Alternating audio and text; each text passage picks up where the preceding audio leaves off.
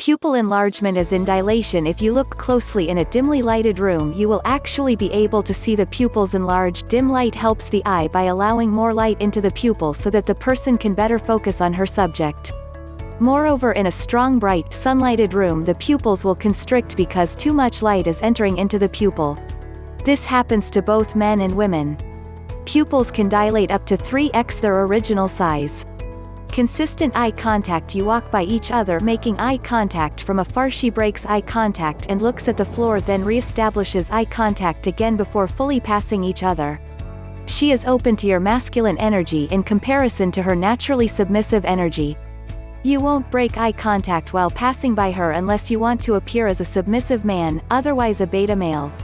Genuine smiles. Women will wrap fingers around hair, subtle body scanning head to toe. She looks at your shoes. Higher pitched voice tone. Sexy molecules as in body pheromones, which are released via armpits and crotch by both men and women. These are the same molecules that are responsible for synchronizing a dozen women while all on their menstrual cycles, and during that synchronization a dozen women become fertile at the same time for optimal breeding. Pheromones are legit, and more often than not you're simply not interested in someone. BC biologically you don't like the scent of those molecules. If they smell like a relative, you wouldn't want to date your third, fourth cousin, or first cousin. BC inbreeding does not produce genetically strong children with impeccable immune systems. BC whatever your nose was reading didn't mesh well with your genetic material, therefore you are not fully in control of who you end up with at the end of the day. Truly we are just highly sophisticated mammals. Your pheromones are more potent if you don't shave your special spots. I'm not referring to day old sweat, fresh sweat, mutual chemistry as your pheromones are released and you inhale each other's sexy molecules. Sweat, your biological instincts. Read the following from those molecules. Are his sexy molecules furthest from someone I'm related to? Can he produce strong offspring with solid genetics? Does he have a strong immune system? Can he protect me? Can he hunt and provide? Nose flaring, blushing, eyelash batting, close proximity or leaning in, physical touch on arm, shoulders, thigh, hand. She asks you how you're doing.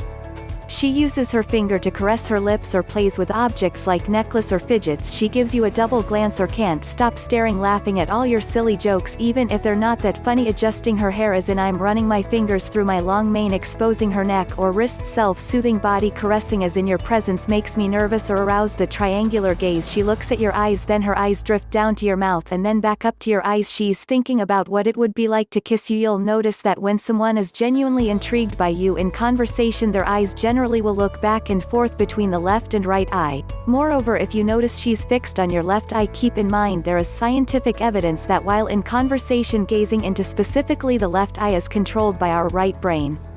The right side of the brain is responsible for emotions, whereas the left side of the brain controls our right eye, which is responsible for our motor functions. So if you want to connect to her on an emotional level, avoid the right eye and make a point to make zesty eye contact with her left eye, especially if you want to connect with her on an emotional level.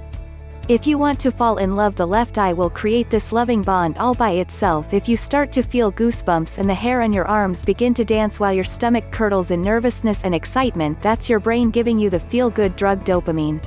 She will get the same dose. If the feeling is mutual, she may become territorial while in the presence of other possible suitors. She won't like hearing your thoughts about other women. In fact, she will go out of her way and make negative remarks about the other woman. She wants you all to herself, and those other women are getting in the way of her target. She asks a lot of personal questions early on, but stay mysterious. Let her keep wondering. It creates intrigue. She pays for your admission or meal. Accept and be gracious. A good woman is one that won't always pin you with the whole bill or you go Dutch. She says your name a lot. She evaluates your clothing choices, so ditch the New Balance sneakers and t-shirts.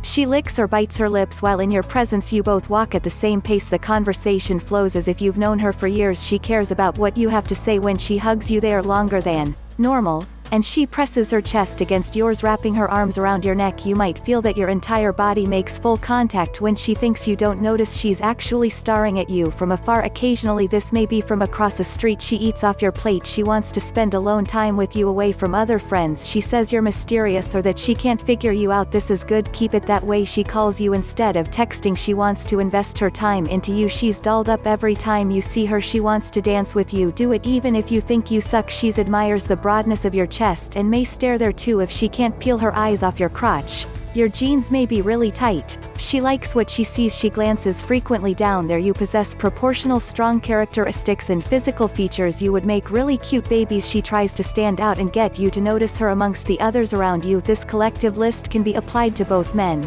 women, non-conforming, conforming genders.